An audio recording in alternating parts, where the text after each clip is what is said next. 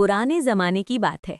एक छोटे से गांव में सलमा नाम की एक नेक और बाहया औरत रहती थी। सलमा बहुत सादा मिजाज, सब्र करने वाली और अल्लाह पर कामिल यकीन रखने वाली औरत थी।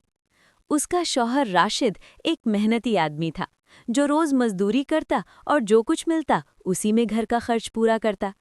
सलमा के 2 बच्चे थे, एक बेटा अयान और एक बेटी हिना। घर छोटा था, सामान कम था, मगर सलमा के दिल में शुक्र और यकीन बहुत ज्यादा था। वो हमेशा कहती थी कि रिस्क देने वाला अल्लाह है और आजमाइश भी अल्लाह की तरफ से होती है। राशिद मेहनत तो बहुत करता था, मगर उसकी तबीयत में जल्दी गुस्सा भी था। कभी कभी जब काम कम हो जाता तो राशिद परेशान हो जाता और अपनी परेशानी सलमा पर निकाल देता। सलमा खामोशी से सब सुन लेती, कभी जवाब न देती, बस अल्लाह से दुआ करती। एक दिन राशिद बहुत परेशान हालत में घर आया। उसके चेहरे पर थकन और गुस्सा साफ नजर आ रहा था। सलमा ने नरमी से पूछा, राशिद, क्या हुआ? आज आप बहुत परेशान लग रहे हैं। राशिद ने लंबी सांस ली और कहा, आज मजदूरी नहीं मिली, सारा दिन खाली बैठा रहा, लोग काम के लिए बुलाते ही नहीं, मैं क्या करूं? घर के खर्चे बढ़ते जा रहे हैं। सलमा ने नरमी से कहा, राशिद, अल्लाह से उम्मीद रखें, अल्लाह ज़रूर कोई रास्ता निकाल देगा। मगर राशिद गुस्से में बोल पड़ा, तुम हमेशा यही कहती हो, अल्लाह रास्ता निकाल देगा, लेकिन घर में चूल्हा कैसे जलेगा? बच्चे भूखे हैं, उनके कपड़े पुराने हैं और तुम बस बातें करती रहती हो। सलमा की आंखों में आंसू आ गए, मगर वो खामोश रही। उसने सर झुका लिया और दिल में बस इतना कहा, या अल्लाह, मेरे शौहर को सुकून अता फरमा और मुझे सब्र दे। कुछ दिन ऐसे ही गुजर गए। राशिद कभी काम ले आता, कभी खाली हाथ लौटता। घर में तंगी बढ़ती जा रही थी। सलमा हर दिन बच्चों के लिए कुछ न कुछ बना लेती, कभी थोड़ा सा दाल चावल, कभी खुश्क रोटी, कभी सब्जी। वो अपने हिस्से का खाना भी बच्चों को दे देती, मगर कभी शिकायत न करती। राशिद की माँ यानी सलमा की सास बानो बेगम बहुत सख्त मिजाज औरत थी। वो सलमा को हमेशा ताने देती रहती। उसे लगता था कि सलमा इस घर के लिए मनहूस है। एक दिन बानो बेगम ने सलमा से कहा, जब से तू इस घर में आई है सिर्फ मुश्किलात ही देख रहे हैं, न सुकून है न खुशी, तू मेरे बेटे के लिए बोझ बन गई है। सलमा ने नरमी से जवाब दिया, अम्मी जान, मुश्किलात तो हर घर में आती हैं, अल्लाह जिसे चाहता है आजमाता है। सास ने गुस्से से कहा, मुझे तुम्हारी बातें मत सुनाओ, काम करो और जबान कम चलाया करो। सलमा खामोश हो गई। वो किचन में चली गई और बर्तन धोने लगी। दिल में तकलीफ जरूर थी, मगर जबान पर कोई शिकवा नहीं था। रात को जब सब सो जाते, सलमा जाए नमाज बिछाती और रोते हुए दुआ करती। वो कहती, या अल्लाह, मैं कमज़ोर हूँ, मेरे पास कोई सहारा नहीं, तू ही मेरा मददगार है। मेरे बच्चों का रिज़्क भी तू है और मेरे दिल का सुकून भी तू। या अल्लाह, मुझे सब्र अता फरमा। एक रात बच्चों को भूख लग गई। हिना रोने लगी और अयान भी जिद करने लगा। सलमा ने देखा कि आटे के डब्बे में बहुत कम आटा बचा है। उसने जल्दी जल्दी 2 छोटी रोटियां बनाई और बच्चों को खिला दी। बच्चे तो सो गए, मगर सलमा के दिल में फिक्र बैठ गई कि कल क्या बनेगा।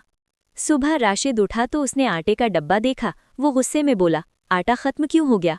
कल क्या खाएंगे? सलमा ने धीमी आवाज में कहा, बच्चों को भूख लगी थी, मैंने रोटी बना दी, अल्लाह कल का रिस्क भी दे देगा। राशिद ने गुस्से में कहा, तुम्हें हमेशा बस आज की फिक्र होती है, कभी कल के बारे में सोचा है? सलमा ने आंखें नीची कर लीं। वो कुछ बोली नहीं। राशिद भी खामोश हो गया। वो अंदर से जानता था कि सलमा गलत नहीं, मगर परेशानी ने उसे सख्त बना दिया था। कुछ दिन बाद एक बड़ा मसला खड़ा हो गया। सास ने हुक्म दिया कि आज मेरी बहन हमारे घर आ रही है, अच्छा खाना बनना चाहिए, अगर तूने कुछ अच्छा ना बनाया तो सबके सामने मेरी नाक कट जाएगी। सलमा ने कहा, जी अम्मी जान, मगर सलमा के पास ना पैसे थे ना घर में कुछ सामान। उसने सोचा कि बाजार जाकर कुछ सस्ता सा सामान ले आती हूँ। वो बाजार पहुंची मगर जेब खाली थी। वो एक दुकान से दूसरी दुकान तक गई, मगर कुछ खरीद न सकी। आखिर वो बाजार के एक कोने में खड़ी हो गई और आंसू बहाने लगी। वो दिल में सोचने लगी कि या अल्लाह, मैं क्या करूं? अगर आज खाना न बना सकी तो सास की बातें सुनना पड़ेंगी, बच्चे भी भूखे रह जाएंगे। इसी वक्त एक बूढ़ी औरत वहां से गुजरी। उसने सलमा को रोते देखा तो रुक गई। उसने पूछा, बेटी, तुम क्यों रो रही हो? सलमा ने अपने दिल की बात बता दी। उसने कहा कि घर में तंगी है, शौहर परेशान रहता है, सास ताने देती है और आज मेहमान आ रहे हैं मगर मेरे पास कुछ नहीं। बूढ़ी औरत ने सलमा के सर पर हाथ रखा और कहा, बेटी सब्र करो, अल्लाह सब्र करने वालों को पसंद करता है और मजलूम की दुआ कभी ज़ाया नहीं होती। फिर बूढ़ी औरत ने अपनी झोली से चंद सिक्के निकाले और सलमा के हाथ में रख दिए। सलमा घबरा गई और बोली, अम्मा, मैं ये कैसे ले सकती हूँ? बूढ़ी औरत ने कहा, बेटी, ये सदका समझ कर रख लो और अल्लाह से दुआ करना। सलमा की आंखों में खुशी के आंसू आ गए। उसने बूढ़ी औरत को दुआ दी और बाजार से थोड़ा सा सामान लेकर घर आ गई। सलमा ने जल्दी जल्दी खाना बनाया। जब मेहमान आए तो सबने खाना खाया और बहुत तारीफ की, मगर सास का दिल फिर भी नर्म ना हुआ। उसने सलमा को अलग ले जाकर कहा, सच सच बता, ये सामान कहाँ से लाई? कहीं उधार तो नहीं लिया या किसी से मांग लिया? सलमा ने नरमी से कहा, अम्मी जान, एक बूढ़ी औरत ने अल्लाह के नाम पर कुछ दे दिया था। सास ने तंज से कहा, हाँ हाँ, बड़ी नेक बन रही है, मुझे सब मालूम है। सलमा खामोश हो गई। उसके दिल को बहुत तकलीफ हुई, मगर उसने दिल में कहा, या अल्लाह, तू सब जानता है, मैं सच पर हूँ। उसी रात राशिद ने देखा कि सलमा बहुत खामोश है। वो चुपचाप किचन में बैठी थी और बच्चों के कपड़े तय कर रही थी। राशिद ने पूछा, सलमा, तुम इतनी खामोश क्यों हो? सलमा ने कहा, कुछ नहीं, बस थक गई हूँ। राशिद ने पहली बार गौर किया कि सलमा के चेहरे पर कितनी थकन है, मगर फिर भी वो घर संभाल रही है। राशिद के दिल में एक अजीब सा एहसास पैदा हुआ। उसे लगा जैसे उसने सलमा की कद्र ही नहीं की। कुछ दिन बाद अचानक सास की तबीयत खराब हो गई। उसे तेज बुखार हो गया और सांस लेने में भी दिक्कत होने लगी। राशिद घबरा गया। उसने हकीम को बुलाया। हकीम ने देखा और कहा कि उनका फौरन इलाज ज़रूरी है, दवा भी चाहिए और टीका भी, वरना हालत ज़्यादा बिगड़ सकती है। राशिद के पास पैसे नहीं थे। वो परेशान होकर बाहर निकला और इधर-उधर लोगों से मदद मांगने लगा, मगर किसी ने मदद ना की। कोई कहता मेरे पास नहीं, कोई कहता बाद में देना, और कोई साफ इनकार कर देता। राशिद वापस घर आया तो बहुत टूट चुका था। वो सहन में बैठकर सर पकड़कर रह गया। वो कहने लगा, या अल्लाह, मैं क्या करूं? अगर अम्मी को कुछ हो गया तो मैं खुद को कभी माफ़ नहीं कर सकूंगा। सलमा ने ये सब देखा। वो खामोशी से अंदर गई और अपनी अलमारी खोली। उसने एक छोटी सी थैली निकाली। उसमें एक अंगूठी थी जो उसके वालिद ने शादी पर दी थी। वो अंगूठी सलमा की आखिरी निशानी थी। सलमा ने वो अंगूठी राशिद के हाथ में रख दी और कहा, राशिद, ये ले लें, इसको बेच दें और अम्मी जान का इलाज करवा लें। राशिद हैरान रह गया। उसने अंगूठी को देखा और फिर सलमा के चेहरे को। वो बोल उठा, ये तो तुम्हारी आखिरी निशानी है, तुम ये मुझे दे रही हो? सलमा ने नरमी से कहा, अम्मी जान हमारी माँ हैं, अगर आज उनके लिए कुछ ना किया तो अल्लाह भी नाराज़ हो जाएगा। मैं नहीं चाहती कि किसी की तकलीफ हमारे घर में रहे। राशिद की आंखों में आंसू आ गए।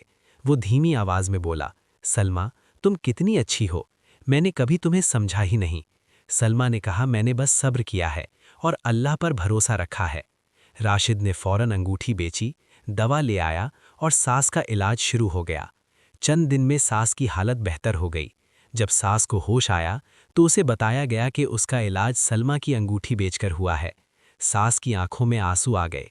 वो शर्मिंदा हो गई। उसने सलमा को पास बुलाया और कहा, सलमा, मैंने तुम पर बहुत जुल्म किया, तुम्हें ताने दिए, तुम्हारी नीयत पर शक किया और तुम्हें कभी अपनी बेटी नहीं समझा, मगर तुमने मेरे लिए अपनी अंगूठी तक कुर्बान कर दी। सलमा ने सर झुका लिया। सास रोते हुए बोली, बेटी, मुझे माफ़ कर दो। सलमा ने सास का हाथ थाम लिया और कहा, अम्मी जान, मैंने कभी आपसे नफ़रत नहीं की, मैंने हमेशा आपके लिए दुआ की है, अल्लाह आपको सेहत दे। सास ने रोते हुए कहा, आज मुझे पता चला कि असल नेकी क्या होती है, तुम वाकई बहुत साबिर औरत हो। राशिद ये मंजर देख रहा था। उसका दिल भर आया। वो सलमा के पास आया और कहा, सलमा, मुझे भी माफ़ कर दो, मैंने अपनी परेशानी में तुम्हें बहुत सख्त बातें कहीं, मैंने तुम्हारी कद्र नहीं की, मगर तुमने कभी शिकायत नहीं की।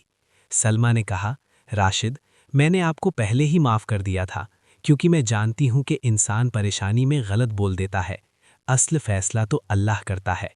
उस रात राशिद ने अल्लाह से तौबा की। उसने दिल से वादा किया कि अब वो सलमा की इज्जत करेगा, उसका ख्याल रखेगा और उसके सब्र की कद्र करेगा। कुछ ही दिन बाद राशिद को एक अच्छी जगह मुस्तकिल काम मिल गया।